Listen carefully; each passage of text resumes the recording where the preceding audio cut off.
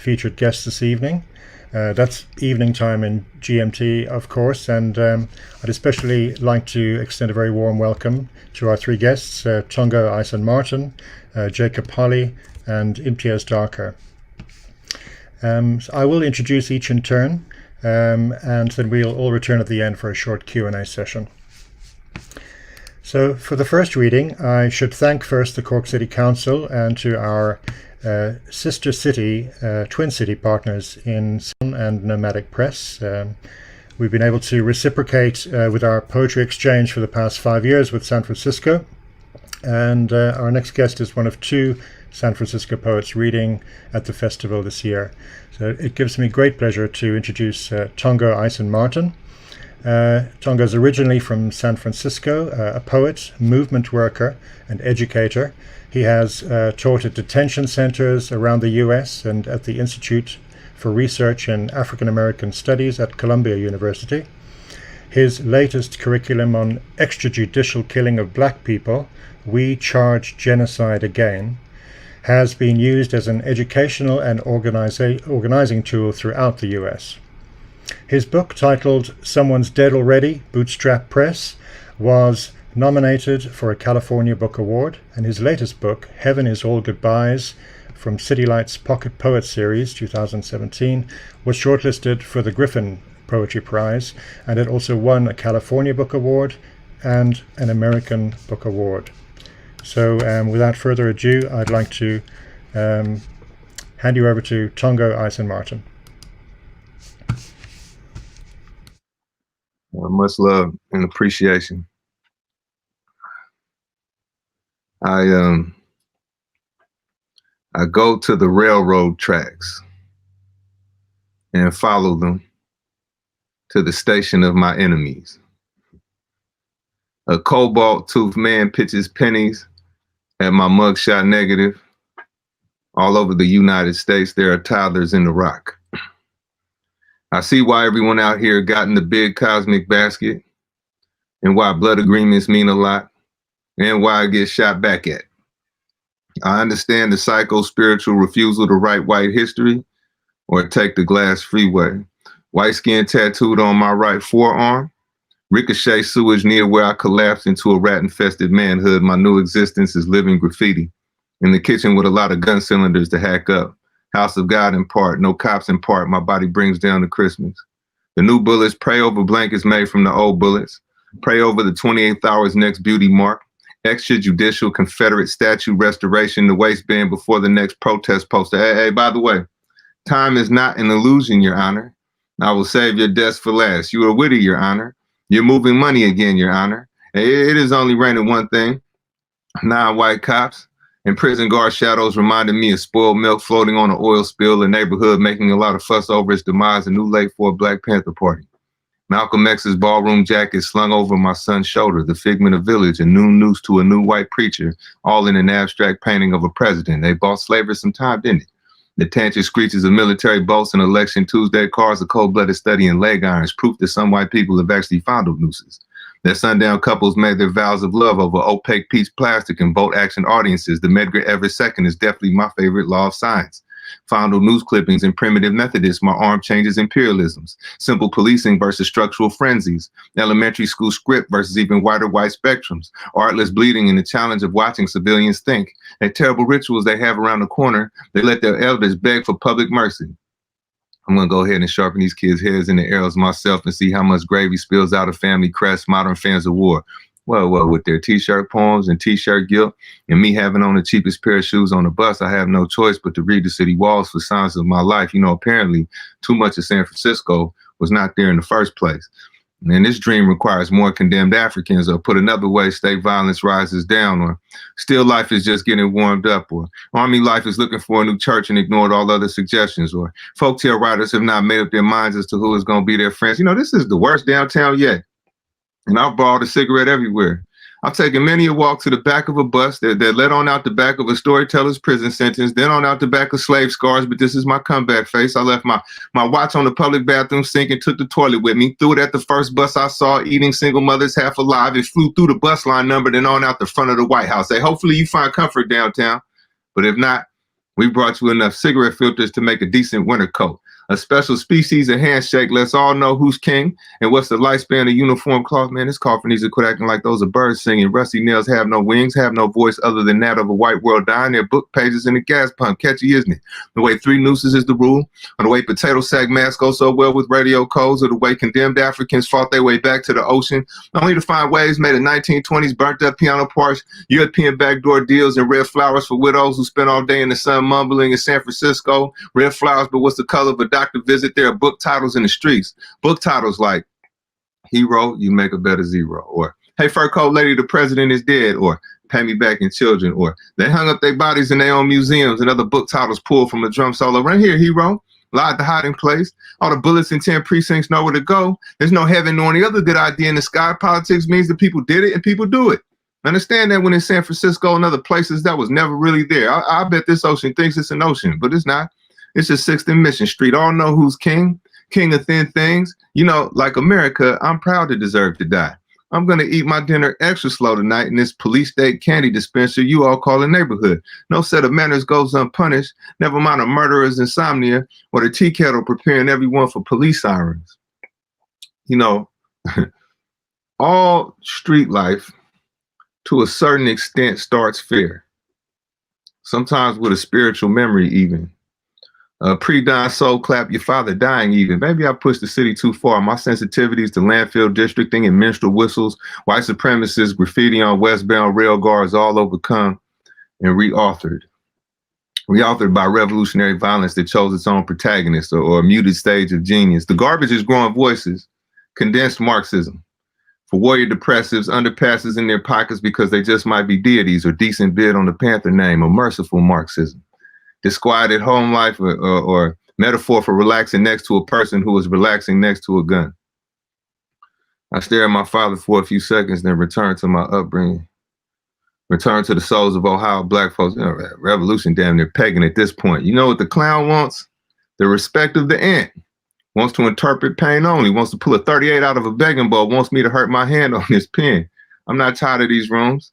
Just tired of the world that give them a relativity. My only change of clothes prosecuted the government has finally learned how to write poems, shootouts that briefly align, that make up a parable, like white bodies are paid well, or do white men even have leaders? Are all white people white men? A rat pictures a river, can almost taste the racial divide, can almost roll a family member's head into a city hall legislative chamber, knows who in this good book will fly. All I do is practice, Lord. Decide not to talk out of anger ever again. Met my wife at the same time I met new audience members for our pain. We passed each other cigarettes and watched cops win. A city gone uniquely linear, Harlem of the West, do a true universe. I will always remember you in fancy clothes, my wife said. So here I sit, twisting in silk ideation. Rifle made of post-bellum targets made of an honest language. This San Francisco poetry is how God knows it. It's me whining, riding among the lesser respected wolves, lesser observed militarization. I mean, Dixie list prison bookkeeping, the California greatcoats are coming. Lynch mob gossip and bourgeois debt collection. I mean, it's tempting to change professions mid-poem. In a Chicago briefing, a white sergeant saying, blank slate for all of us after this black organizer is dead. Standard academics toasting $2 wine at the tank parade. Bay of nothing, Lord. Nuclear cobblestones, gun line athleticism, and the last of the inherited asthma. Children giving white dolls to play with in fear. Facial expressions borrowed from rich people's shoestrings. I can hear hate and teach hate and call tools by people names and name people dead to themselves. No one get naturalized except federal agents soon. Carving the equator in the throat soon. I'm sorry to make you relive all of this, Lord. All of this pre-dime monarchy, friends putting up politician posters and snorting the remainder of the paste, minstrel scripts shoveled into the walls by their elders, my children sharpening quarters on the city's edge. For these audiences, I project myself into a ghost-like state. For these gangsters, I do the same. Every now and then, take a nervous look east. Sleep becomes Christ. Sleep starts growing a racial identity. Do you ever spiral, Lord? Has the gang age betrayed us? Be patient with my poems, Lord. So much pain, it's a point to crime. My traitors come with it. Lord, is that my revolver in your hand? You know, better presidents than these have yawned at cages, have called us holy slaves, filled the school library with cop documentaries. Baby, I don't have money for food. I have no present moment at all. I'm off to make a church bell out of a bank window. You know, kitchens meant more to the masses back in the day, and before that, we had no enemy. Somewhere in America, the prison bus is running on time. Yeah, you're going to lose your job before revolution hits. And somewhere I won't be home for breakfast. Everyone out here now knows my name, and I won't be turned against for at least 4 months. The cop in the picket line is a hardworking rookie. The sign in my hands get more and more laughs. It says, the picket line got cops in it. I can take care of those windows for you if you want, but someone else got to go inside your gas tank. It was clear to the man that rich people had talked too much this year. Hey, why don't you go ahead and throw down that marble park bench everyone's looking up at? Get the Romans out of your mind. Yeah, and maybe a good night's sleep would have changed the last 20 years of my life playing instruments like punching a wall. What would you have me do? Replace the population, give brotherhood back to the winter, stop smoking cigarettes with the barely dead? They listen in on the Sabbath. Police called the police on me. There was a white candlestick beneath my detention. I ruined the soup again, thought the judge as he took off his pilgrim robe behind the white people's door. And more, I didn't get lucky. I got what was coming to me, he told. Say, fight me back, the man said. Of course, to himself. Washing windows with a will to live, tin can on his left shoulder, enjoying the bright, brand new blight with all party goers, both supernatural and supernaturally down to earth. Hey, what is this elevator? Traveling side to side? Like 1,000 bitter Polaroid pictures that you actually try to eat. All the furniture on this street nailed to the cement. Cheap furniture, but we have commitment. This morning, an essay opens a conversation between enemies. Why? Because you control every grain of processed sugar between here and the poor man's border. Because in the tin can on my left shoulder, I can hear the engines of deindustrialization. Man, you should get in a painting, Tell lies more deeply. And this month, I'm rooting for the traitor. Carting cement to my pillow. Here we will build. I'm high again, not talking much. Hey, why don't you climb up the organ pipe to our apartment floor? I'm high again, calling everything church, singing along to a courtyard, thanks to a horn player's holy pastime. I'm just putting a real jacket on it. Talk about a real 5 years. Keep memories like these in the pocket next to the toll receipt. That man lost a wager with the God of good causes. Stood up for himself a little too late. Maybe too early. I can still see 20 angles of his jaw zigzagging through the cold world of deindustrialization. There is an art to it. I will tell my closest friends one day, first, I should have apologized to the souls of the house because I'm wearing the cheekbones of the mask only. Like a pill bottle whose name is yours. A name tagged on the side of a factory of wrists. Teeth of the mask now. Back of the head of the mask now. A new phase of anti-anthropomorphism, fitted for real faces. Stuck with one of those cultures that believes I chose this family. I am not creative. Just the silliest of the revolutionaries. My blood drying on my only jacket. The police state psychic middleman evangelizing for the creation of an unmasses, an unmedgar, blood of a lamb less racialized, or awesome prison sentence. Dog eat genius, while the right angle is made between a point on a Louisiana plantation and a 5-year-old's rubber ball, 3 feet high and falling like a deportee plane. To complete my interpretation of garden variety genocide, I am small talk about loving your enemies a little more realistically, about paper tigers and also gold. Now, I need my left hand back. Broke my neck on a piano key, found paradise in a fist fight. Maybe I should check into the Cuban line. Watching the universe's last metronome, some call black Jacobins, they just wait. These religions will start resigning in a decade or two. Some colorfully, some transactionally. In a cotton Gothic society, class betrayal gone glassless. Ironically, my window started fogging over too as I was trying to figure out, which Haiti would get me through the winter, which poem houses souls, which socialist breakthroughs, breakthroughs like taking 10 steps back and then finally trying stillness, like introducing Gabriel Prosser, the Thelonious Monk. I remember childhood. Remember the word childhood being a beginning. Scribbling on an amazing grace, I rented this body from some circumference of slavery. Remember being kicked out the Midwest. Strange fruit theater, lithium and circuses, like-minded stomachs, the ruling class blessing their blank checks with levy phone, with opioid tea, sentient dollar bills yelling to each other, pocket to pocket, cello stands in the precinct for accompanying counter-revolutionaries. My mother raised me with a simple pain. A poet loses his mind. Like the room has weather. Or first girlfriend gravity. The difference between me and you is that the madness wants me forever. A pair of apartments defining both my family and political composure. Books behind my back, bail money paved into the streets, playing euphoria, cliche, bracing for the medicine's recoil, sharing a dirty deli sandwich with my friends, black Jacobins, underground topography of a grandmother's hand, psychology of the mask now. Teeth of the mask again. I talk facing away from the dead. They replace me with the change in my pocket, a penny that's yet to be invented. They say, You have to know how to cut a throat on the way to cutting a throat. After sleeping on a mattress made from 2 garbage bags of clothes, I became content with the small gestures of plantation fires. Playing with couch ashes, I realized how weird the universe was. You know, it exists in so many places, so many random things. It interrupts me while I'm trying to dream. Like your clay correspondence, Lord. To be transparent, I have 20 books next to a bullet. Like an old man giving advice at the beginning of a revolution. I've really done it, Lord. Explored the mumbles of my mind. Explored what's naturally there, and I found no brainwashing. I found Africa, Lord. I have a future. It takes place in the diasporic South. I have morning possessions, modern militancy. I mean, windows to the South. I'll walk on a missile for food. I guess you would not want flowers for a few years, Lord. Will I be tied face to face with the country I murder? Merge with us, Lord. Our old metal versus new metal. Our old metal versus a pool of meandering imperialist faces, a multiculturalism of sorts. The dead replaced me with a comedian's chest cavity instead of a chest cavity held tight. It takes a violent middleman for me to talk to myself. Stories that travel through other people's stories. A song about a song, a hemisphere about a hemisphere. Stories that travel through a conquered poet. You know, my mother remembers Africa, Lord. She killed on behalf of you, Lord. I wore a machete all winter and no one asked me what it meant. I read 1,000 books in front of the world. What I do is fight poems and sleep through decadent San Francisco prayer circles.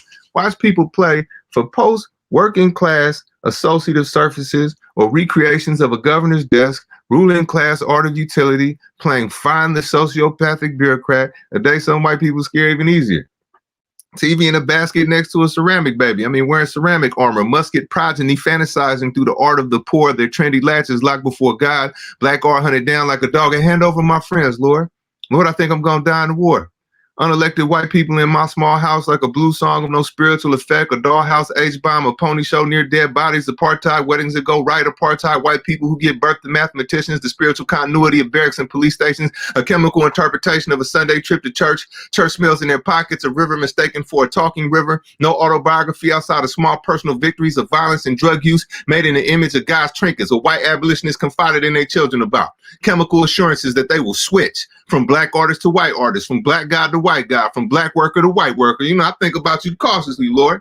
In the same way I think about my childhood, Lord. Foxhole Friday nights, most of life is mute. A comedian points out a planter's field to a priest. King Sugarcane, King Cotton, King Revolutionary, the Bottle Central, containing all modes of shallow introduction, introducing an unlisted planter class speaking about fevers and balance sheets and reassuring the masses that we can figure out our fathers later. A priest took my mother lightly, Lord. Stood in front of parishioners, re-raveling fantasies about black art. Priest reading confidently before I broke him and broke his parallel. You know, after the day, I've never been a poet before. A little brother watches his big brother's friends. They lean rifles on sheltered walls. They agree with me and call it literature. It's a simple matter, this revolution thing, man, to really lie to no one, to keep nothing godlike, to write a poem for God. Capitalists eat until the world is blurry to them. These streets are made of saliva. Some people made of saliva too. They usually have on uniforms. While a crazy man spins round and round trying to make a record out of this mass production jungle, maybe I'll join them. I'll cash and cry. These streets are made of saliva, and white sheets are worn by a building in which kids are supposed to learn how to read well. White sheets on the highway too. Another mirror needs their head on a pike. One down is just one down. But, you know, you tell all this to the masses and your teacher will pipeline you. They told me I was jewelry.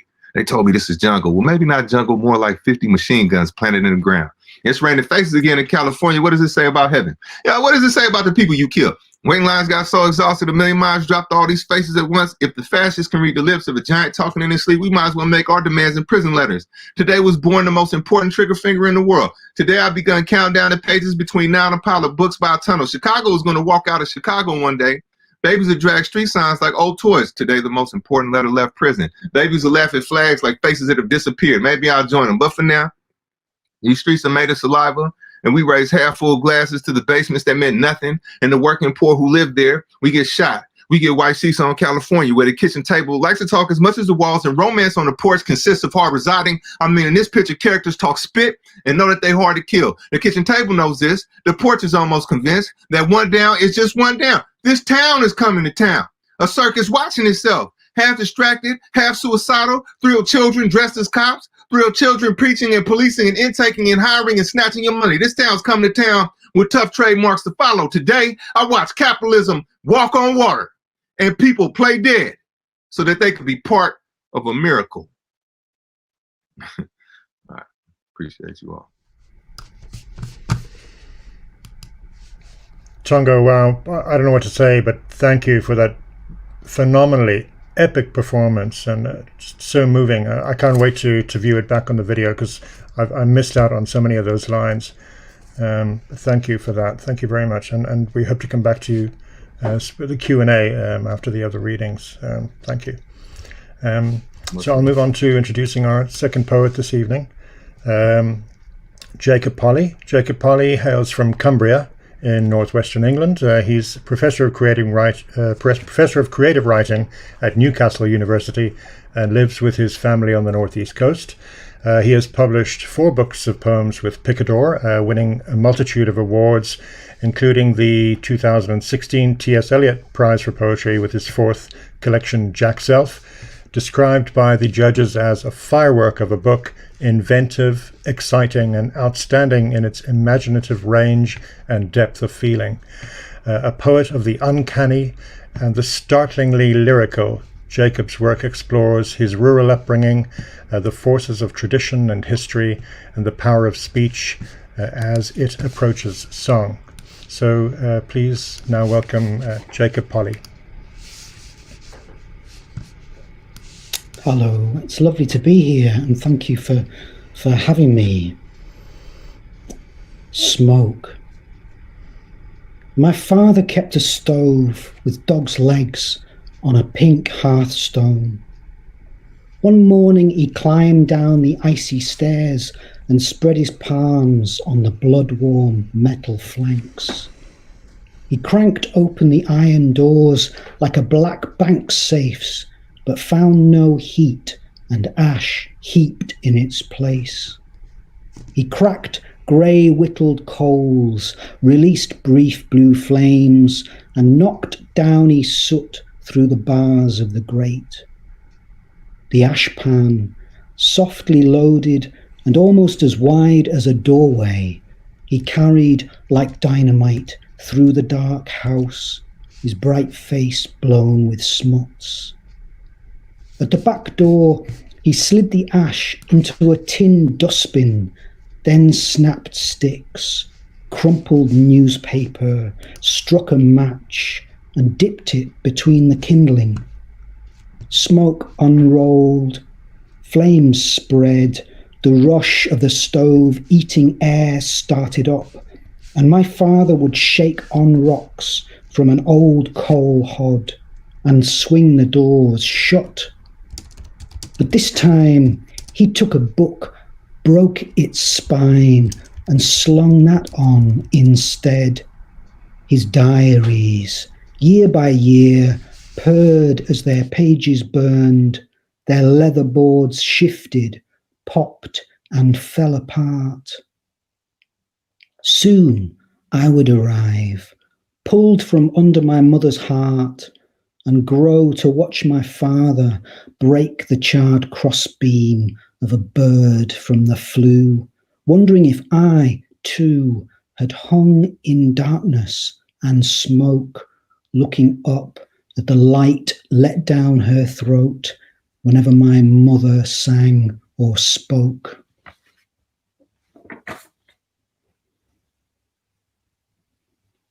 Economics. My father at the sink, like his father before him, softening 2 flints of soap, then squeezing the yellow into the pink.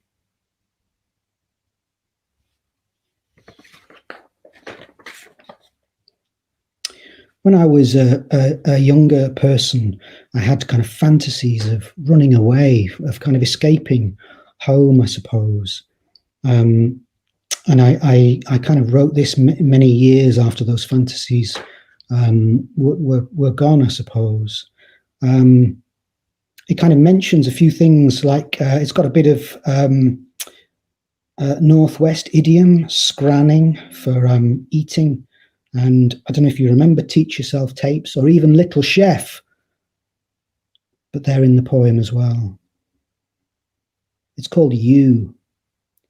You. under the dripping trees, listening to the crows' knackered songs, while the estuary glints in the winter light, you holding your mother's purse, the woods bare, the fields dark, and on the hill, that shocked white house where you're no longer welcome. You setting off, the collar of your brother's coat pulled up to your chin and the back of your neck dripped down, wondering about London, the Thames, Dover, and boats. The hedgerows are snagged with the rain that woke you when you lay last night in a hayloft, dreaming of rats. You walking, wet-trousered, wet-socked towards town, you scranning rich teas from your rucksack. You avoiding main roads, you warming your hands on a cow, you on the outskirts, an industrial estate where the curbs are high and the corrugated sheds hum and grind as their arc-lit interiors swing. You in a lorry, learning Spanish with the driver from a Teach Yourself tape. Grey miles, grey thoughts, the rock slides caught in metal nets, the pine forest's green domes, bare earth and bridges, the lumpy, guileless country. You with your fingers in the payphone's coin trays, palming dust from under the fruit machines, you eating pie crusts from the plates left out in Little Chef, watching ravens tugging bin bags, you in the afternoon in the south, in a city made of billboards and roundabouts, looking for somewhere to ask to be dropped. You asleep in a church porch, asleep in a graveyard, asleep in a garden, a greenhouse, a warehouse, a wardrobe. You washing in the yellow-tiled bogs with liquid soap, waiting round the back of Tesco's for them to throw out the loaves you robbed, you running, your long fingernails. You in the library, reading Witch. You on the underground, riding all the way round. Finding the shopping list, tucked in her purse. Milk, potatoes, broccoli, cheese, cheese spread, peas, margarine.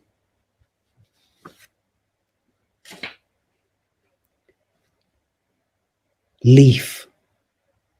Vessel of water, vessel of wind, old yellow eye, lost in the fall, lost in the mind where the other leaves lie, as leaf by leaf the trees go blind.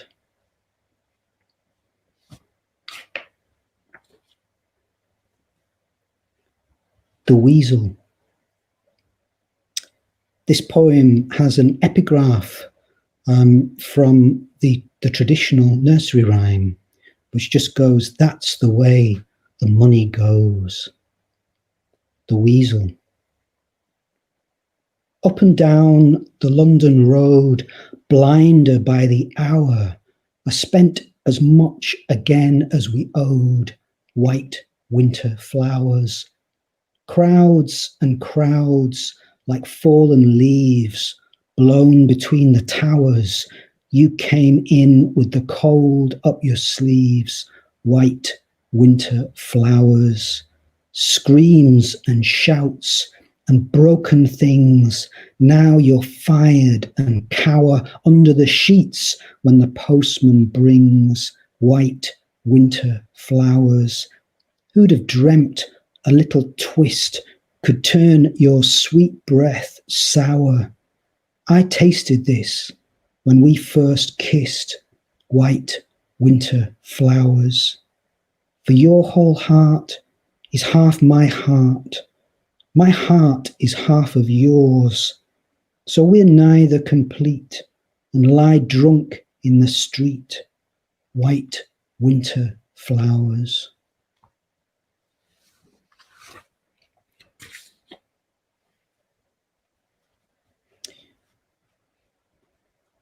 This is a poem called Lunarian. A Lunarian is somebody who either dwells in the moon, a dweller in the moon, or somebody who observes and describes the moon, like somebody who uses the moon to navigate by.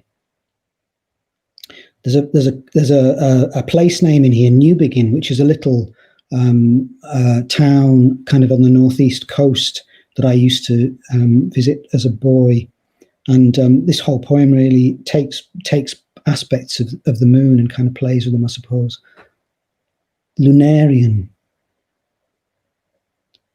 There's a man in you, his face like melted tallow, for yours are the old words, and yours the old, unusable, soot-grimed things. I spy you tonight, one night from full, through a pair of cheap binoculars, hauling up the mountainside your gong of chalk.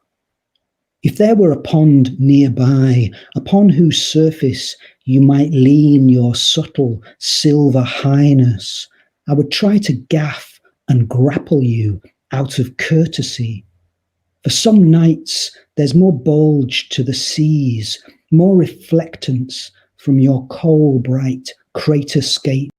But tonight, unreason separates from reason, as oil from water, dark from light, bedspread from blackout cloth, your reflection from yourself, O creamy, scraped-out shell of a king crab caught off a northeast sea coal beach, no less a beach for glittering black, its anthracitic curve laid down along the length of my occluded early mind, at Grandpa's house in Newbegin, where at night I heard the harbour bell clonk like a bell around a black goat's neck.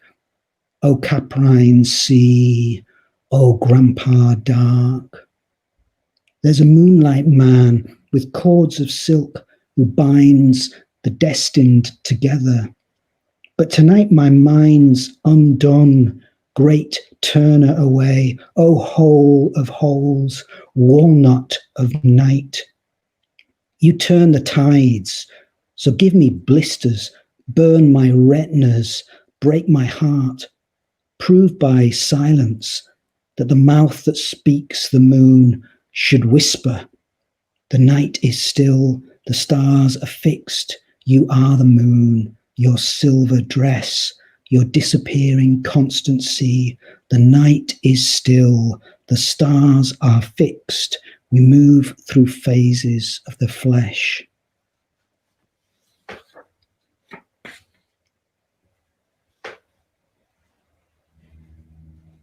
Spike.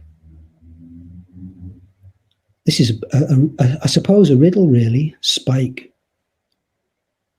From the wood, a winter fruit with pips of air inside. Its core like light slowed down, like nothing crystallized. Fetched from the dark, like light itself grown old. We touch what can't survive our touch, but scalds our hands to hold.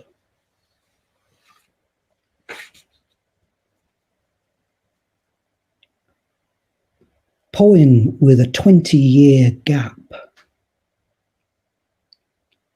He split the elder stick with my penknife, the white pith like the foam in a slashed car seat. His life ran out in the cold, 2 streets from home.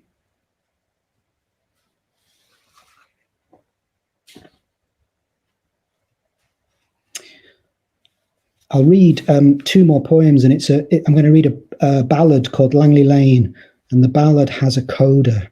And I'll just read these and say, thank you so much for having me tonight. Langley Lane. Stand up straight, my son, don't slouch. Mother, I'm not slouching. There's nothing you need hide from me. You know I don't like touching.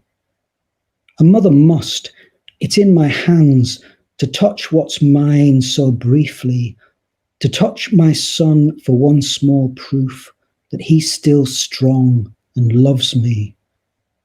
Mother, I wish you weren't at home and I could sit in peace. I'd hoped to meet the dark alone and not to cause a fuss. My son, I'm bound to love no less the child who brings me pain.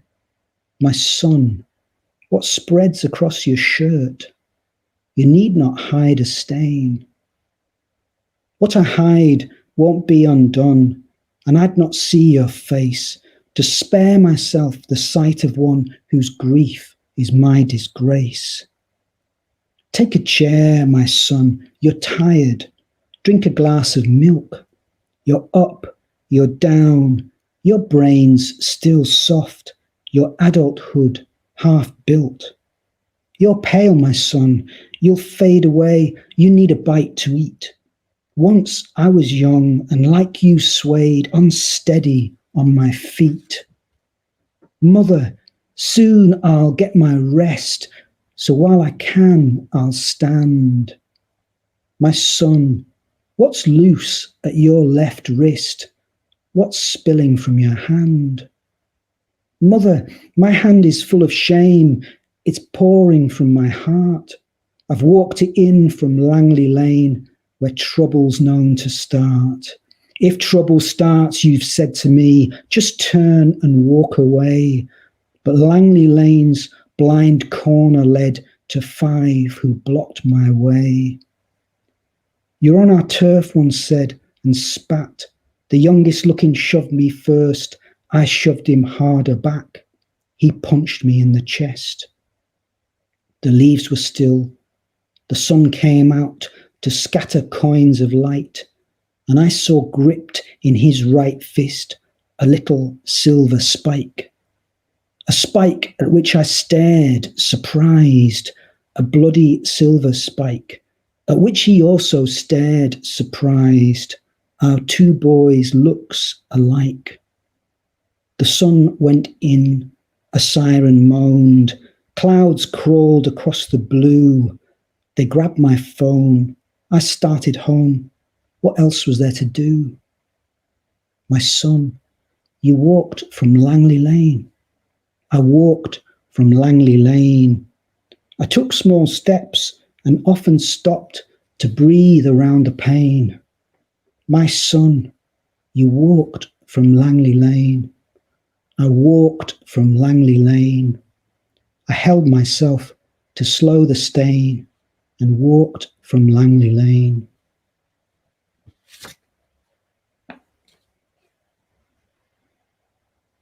How can you tell a mother? A mother has a child. My mothering is done. No one can see my motherhood. No one can see my son. How can you tell a mother? This grief I swallow, grief I will not wallow in. There's nothing to me, not a thing. All I am is losing him. How can you tell a mother? I'm no mother. I don't show. Nobody knows I had a son. It's not him, but losing him that grows. Thank you. Well, thank you, Jacob. Thank you for those fantastic poems. Absolutely beautiful and just hypnotic, really, for me. I almost forgot I was on duty there for a minute. Likewise, I'm looking very forward to coming back to those. Thank you so much indeed. So our next guest, who I'm thrilled to introduce to you tonight, is here thanks to the support of the University College Cork Department of English and Digital Humanities. Poet, artist, and filmmaker. Imtiaz Dharker was awarded the Queen's Gold Medal in Poetry for 2014, one among her many awards, commendations and appointments. While Imtiaz was born in Lahore, Pakistan and grew up in Glasgow, she has described herself as a Scottish Muslim Calvinist, adopted by India and married into Wales, and is seen by many as one of Britain's most inspirational contemporary poets. Carol Ann Duffy said, "If there were to be a world laureate, then for me the role could only be filled by Imtiaz Dharker." Her 7 collections, which feature her own sketches and drawings, include Leaving Fingerprints, Over the Moon, both from Blood Axe, and her latest, also from Blood Axe, Luck is the Hook, which came out in 2018. Imtiaz's poems are featured on radio, television, the London Underground and Mumbai buses. So I'll hand you over to Imtiaz Dharker. Thank you.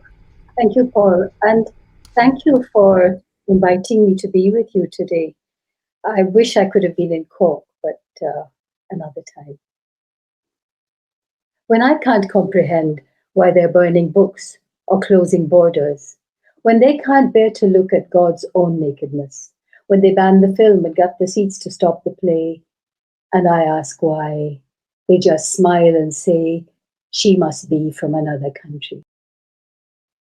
When I speak on the phone and the vowel sounds are off, when the consonants are hard and they should be soft, they'll catch on at once, they'll pin it down, they'll explain it right away to their own satisfaction. They'll cluck their tongues and say, she must be from another country. When my mouth goes up instead of down, when I wear a tablecloth to go to town, when they suspect I'm black or think I'm gay, they won't be surprised. They'll purse their lips and say, she must be from another country. Maybe there is a country where all of us live, all of us freaks who aren't able to give our loyalty to pompous fools, the crooks and thugs who wear the uniform that gives them the right to wave a flag, puff out their chests, put their feet on our necks, and break their own rules. But from where we are, it doesn't look like a country.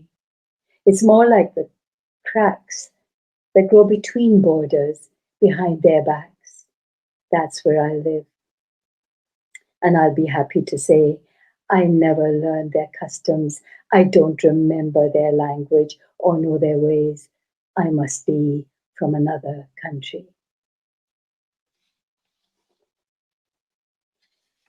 I lived for many years in Bombay, which is a city that now called Mumbai, but it's a city that looks as if it's held up with sticks and string and scaffolding. That began to look to me like an image of the whole world. Living space. There are just not enough straight lines. That is the problem. Nothing is flat or parallel. Beams balance crookedly on supports thrust off the vertical.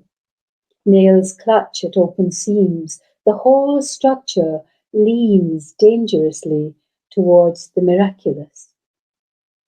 Into this rough frame, someone has squeezed a living space and even dared to place these eggs in a wire basket, fragile curves of white hung out over the dark edge of a slanted universe, gathering the light into themselves as if they were the bright, thin walls of faith. And a continuation of the same poem, one breath. All it would take is one slammed door to make the whole thing fall. One bottle hurled against a wall to start the hammering on the heart and crack the body's shell. One sneeze, one cough, one doubt. All it would take is one breath, no more.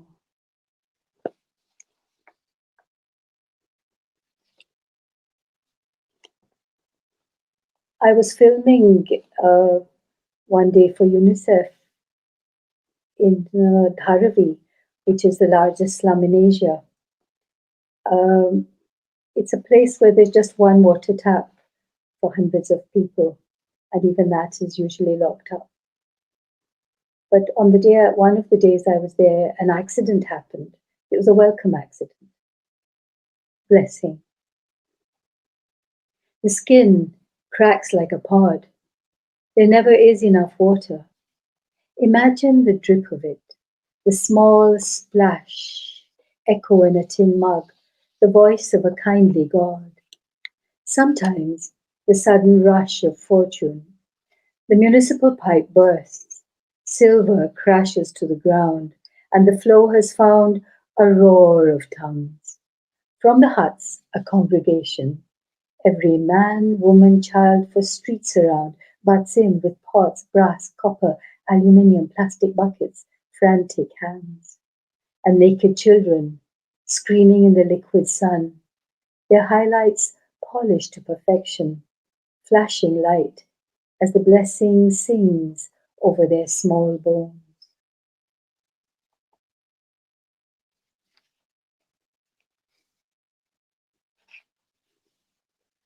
The right word.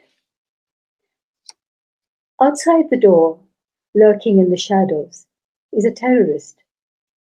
Is that the wrong description? Outside that door, taking shelter in the shadows, is a freedom fighter. I haven't got this right. Outside, waiting in the shadows, is a hostile militant. Are words no more than wavering flags? Outside your door, watchful in the shadows, is a guerrilla warrior. God help me. Outside, defying every shadow, stands a martyr. I saw his face. No words can help me now. Just outside the door, lost in shadows, is a child who looks like mine. One word for you. Outside my door, his hand too steady, his eyes too hard, is a boy who looks like your son too. I open the door. Come in, I say. Come in and eat with us. The child steps in and carefully, at my door, takes off his shoes. As Paul said, I grew up in Glasgow, and my father was very proud of fitting in with local habits and customs, but he was especially proud of speaking the language like a local. So this is called Chaudhry Sher Mubarak Looks at the Loch. Light shakes out the dish rag sky and scatters the water with sequins. Look, hen, says my father, Loch Lomond, as if it were all his doing, as if he owned it. Laird of Lomond, laird of the language. He's proud to say hen, and even more loch, with an och, not an och, to speak proper Glaswegian like a true-born Scot, and he makes the right sound at the back of the throat because he can say hush and khwab and khamosh, because the sounds for happy and dream are the words that swim in the water for him. So he says it again. Hen, look, the loch. All the time that I was growing up in Glasgow, I felt as if real life was going on somewhere else, in some other country, somewhere where I was not. And when I met my husband, Simon Powell, he said he felt exactly the same growing up in Wales. No reflection on either of those places. It's just being young. In Wales, wanting to be Italian. And for those of you who speak German, please excuse my imaginary German. Is there a name for that thing you do when you're young? There must be a word for it in some language, probably German. Or if not, it's just asking to be made up. Something like Fremd, Landisch, Gehör und Lust. Or perhaps Ein so Mann, das Land, Gehör und Wunsch. What is it called? living in Glasgow, dying to be French, dying to shrug and pout and make yourself understood without saying a word? Have you ever felt like that? Being in Bombay, wanting to declare, like Freddie Mercury, that you are from somewhere like Zanzibar? What is that called? Being 16 in Wales, longing to be Italian, to be able to say aloud without embarrassment, Bella, Bella. Lounge by a Vespa with a cigarette hanging out of your mouth and wear impossibly pointed shoes.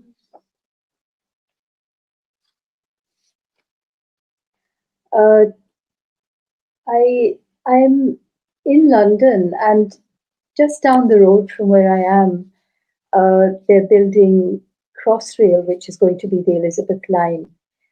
But when they were burrowing underground, they found the ancient plague pits from many centuries ago. That started a poem for me.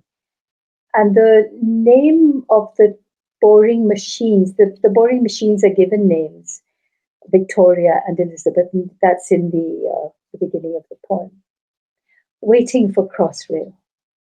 Victoria and Elizabeth, Ada and Phyllis swoop in from the ends of the city to marvel at the newly unearthed find. The tunnel has seen it all before.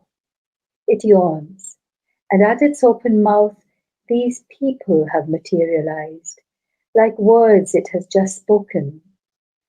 A speech balloon that blossoms out of darkness.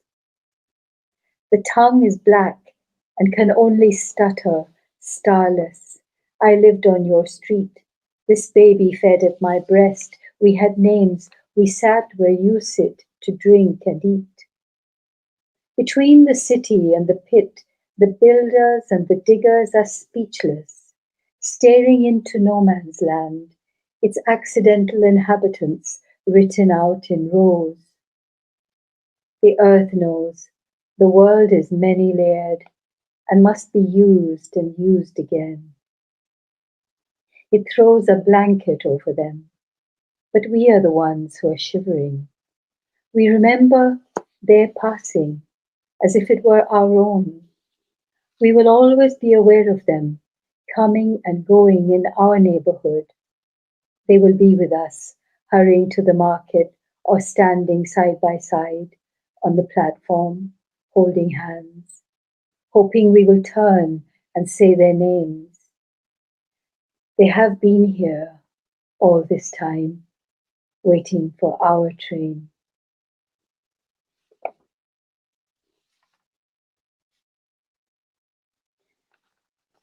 And this is a poem that looks back to the time when cafes were open and buzzing. Medium. All life is out there, spending, spendthrift with its silver like a drunk on moonshine. Across the coffee shop, baristas are calling out to one another in Malayalam. Coffee burbles in Spanish. The streets are a torrent of passing Italian. Windows fly open in Punjabi. Doors bang in Swahili. Even songbirds are chirping in accents, valleys, Geordie, Bhojpuri.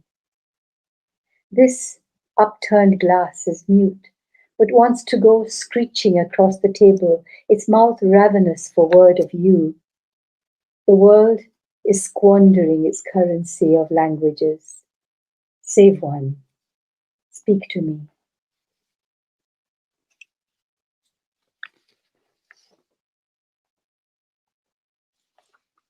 My husband Simon was a great talker, and when there was no one else to talk to, I'd find him talking to himself, or out in the workshop scolding a saw or a drill, or having a pleasant conversation with his motorbike wheels.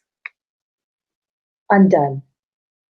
That tongue of yours is silver when you speak, and silver when the speaking's done. Those eyes have a look that turns my quick to silver, and proves my body's not my own, but away on loan to your fingers, bold in their skillful wheeling and their dealing. Your mouth the alchemist, I'm gold, blown through the eggshell of the ceiling into a clear Murano sky. All that goes with me is the scent of you, which could be the scent of me, for there is no I or you, flung as we are to glassy blue. See how well I'm undone with one touch of your silenced silver tongue.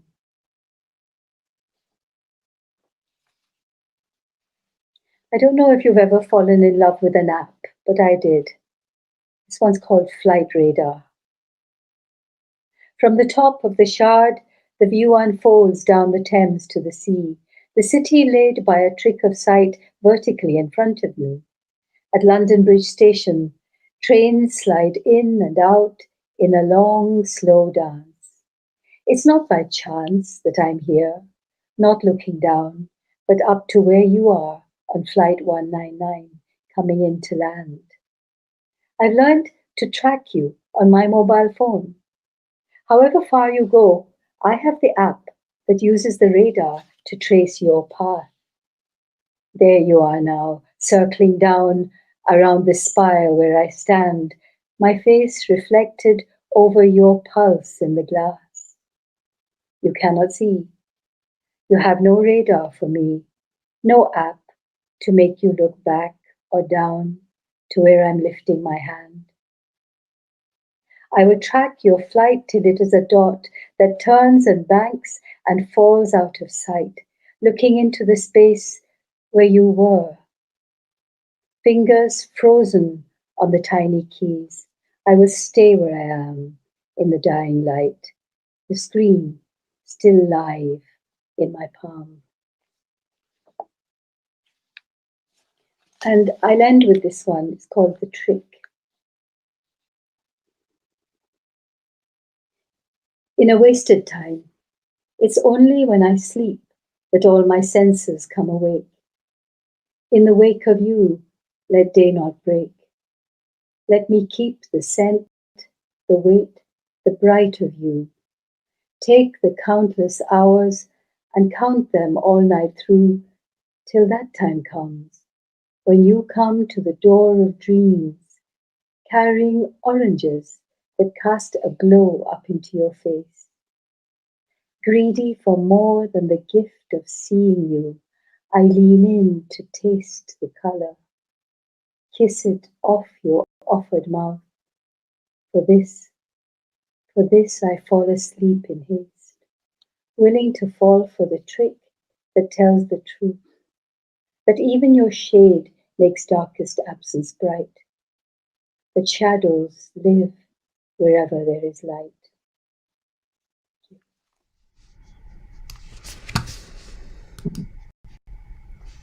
Well, thank you, Imtiaz, for those gorgeous and uplifting poems, which I'm sure mean a lot to a lot of the poets who are, and just a general audience who are watching tonight, and people who are looking for something to give them a bit of a lift at the moment.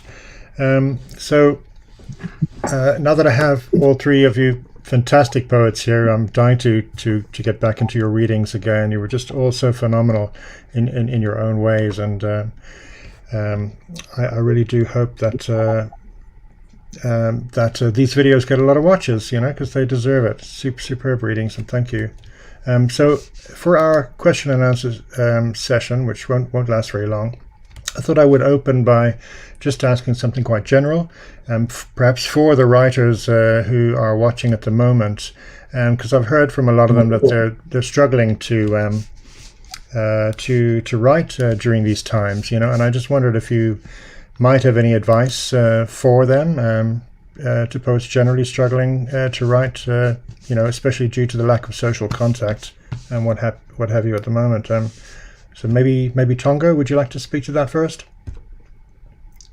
Well, yeah, there's a few approaches. You could just muscle yourself, sometimes when you get kind of cold turkey quit writer's block and just do what you have to do. Just put a timer on and care not what comes out. Another what has served me though, it actually has been like meditation, you know, and you know, just reading other stuff, just, you know, kind of that internal cultivation that needs to be happening anyway, and then just let that open, almost open as you, but not like, what's the term, like the water raises all boats. That doesn't happen economically, but spiritually, you know, or artistically, yes, you know. So the more you can open yourself, the other 24 hours a day, the better your writing practice would be, or more forgiving your writing practice would be. Fantastic. That's a great answer. Thank you, Tongo. Jacob, maybe would you like to answer that? Yeah, I mean, I have the same kind of advice. Really, it's a kind of practice for me, which means that I kind of have to approach it counterintuitively most of the time. You know, I have to give myself less time to do it. I have to give myself. I have to care less about something that I care about a great deal in order to kind of get it done. I think at the moment, you know, reading is the thing that's kind of good for us all at the moment. I think under kind of lockdown conditions and in the pandemic, it's the thing that can only seed kind of new work, really. And that's you know, I'm doing a lot of reading, not just of poems, but of novels and non-fiction and bits and pieces. And I mean, it seemed to me to be a lot simpler, you know, when all this kind of started. You know, there was the shock of the simplicity of the shock was quite extraordinary in March, and that's kind of become something more difficult to manage, I think, as time has gone on for various reasons. So I have sympathy with anyone kind of trying to get things done under the situation that we're all in, you know. Yeah, sure. I think I read somewhere once that you wrote that when you're trying to write a new poem, you do anything but write a poem. You do anything but write. I'm probably paraphrasing you quite badly, but yeah. I mean, there's a kind of sense again that, you know, you have to kind of work, you know, counterintuitively, and the thing that you most want to do, you have to kind of look out the corner of your eye, really. So. You know, I tend to spend time going back to look at things that I've written, and as I say to my students, you know, the only useful thing that you've got is your notebook. You know, the stuff that you haven't used. You know, the stuff that lies in a heap that you've got rid of or rejected in the past. You know, that's your most useful stuff.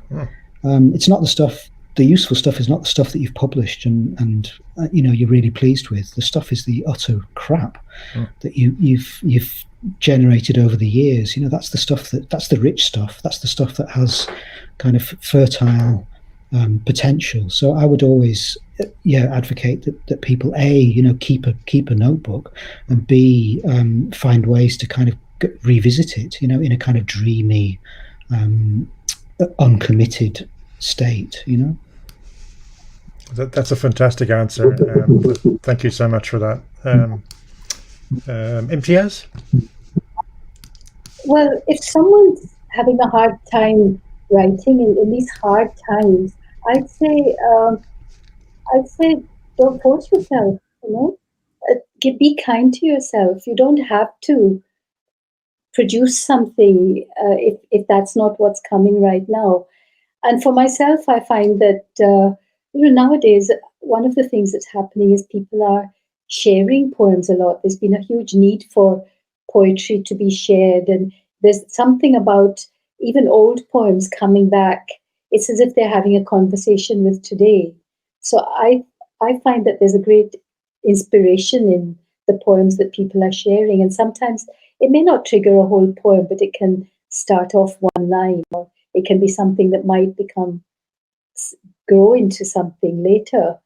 I also think that going away and doing something else walking for me, it's walking, being able to step aside and just say, I'm not looking for a poem. I'm not on a hunt for a poem. I'm just going to walk. And there's something about the rhythm of walking that often lets a poem begin. It's something that finds its way into a poem. I do think there's a huge need for poetry the way things are now. Fantastic. Thank you, Imtiaz. Okay, so the next question I'm going to ask is more to do with your own work. It's how did the idea for either your latest collection or your most recent work come about, and what was the most challenging part of the process for you? Maybe Tongo?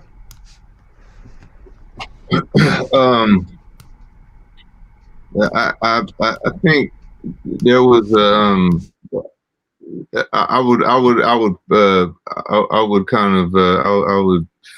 I would consider a new kind of species of poem that I've been producing that's not published yet, as kind of as kind of my latest landmark to analyze. And the challenge was like feeling like I needed to get off of the planet, like that I had this planet that I'd been playing in that produced really, to me, kind of like two books, really. Stumbling into a few kind of objectives or aspirations on the page that kind of gave birth to these two books. And then a trilogy was not necessary, but everything I was writing felt like it was just, the other two continued. And I was trying to solve it like a chemist or a cook or something, like, oh, well, maybe if we just improve our verb usage, we cut down on some of these is's, or whatever. And it wasn't taking me anywhere. I still was I was still looking at the same sky. And I got lucky. I had this like really like last minute assignment. I had to write a poem for a museum gig, in which I thought I just was supposed to go in there and do a set the next day. But somebody had the presence of mind to contact me and I can't wait to hear that new poem you wrote about the exhibit. I'm like, oh, okay, yes.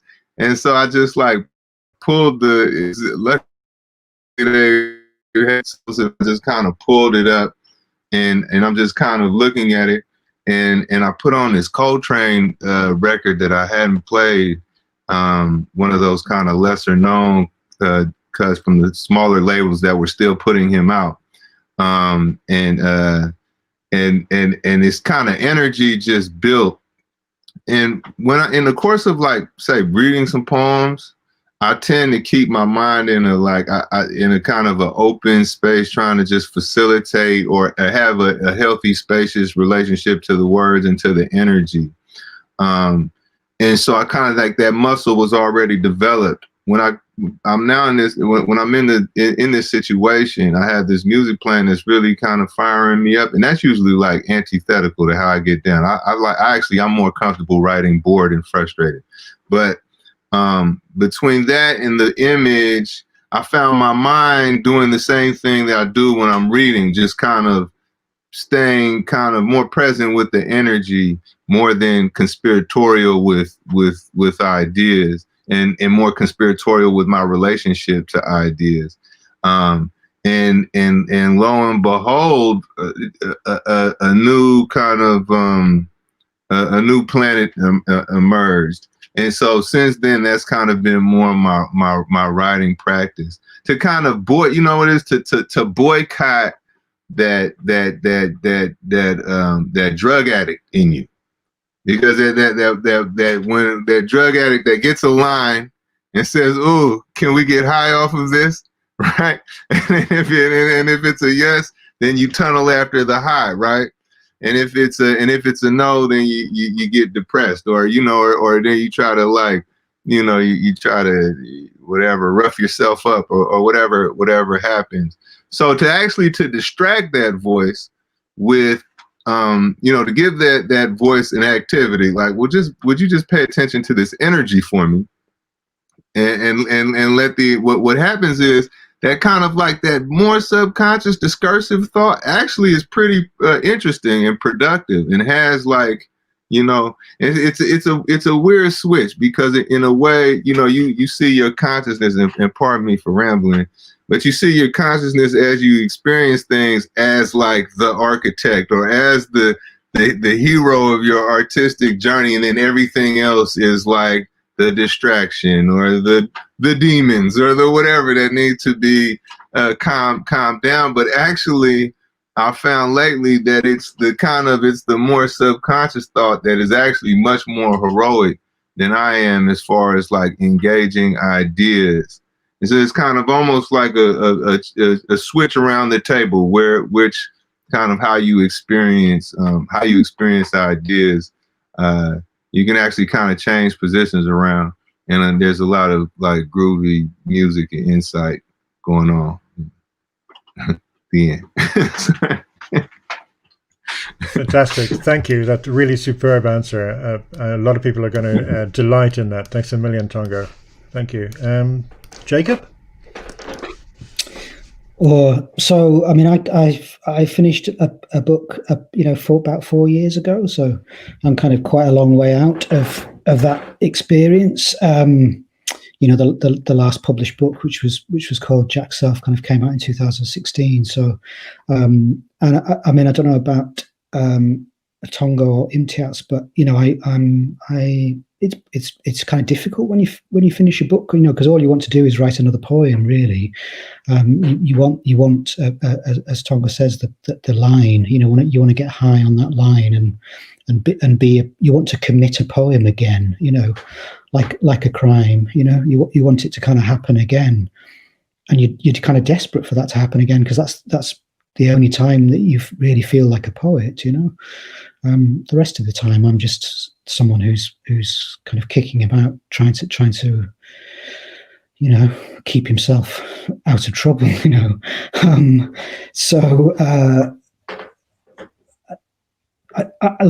wary of ideas. I kind of speak to my students about this. I'm a bit wary of the idea.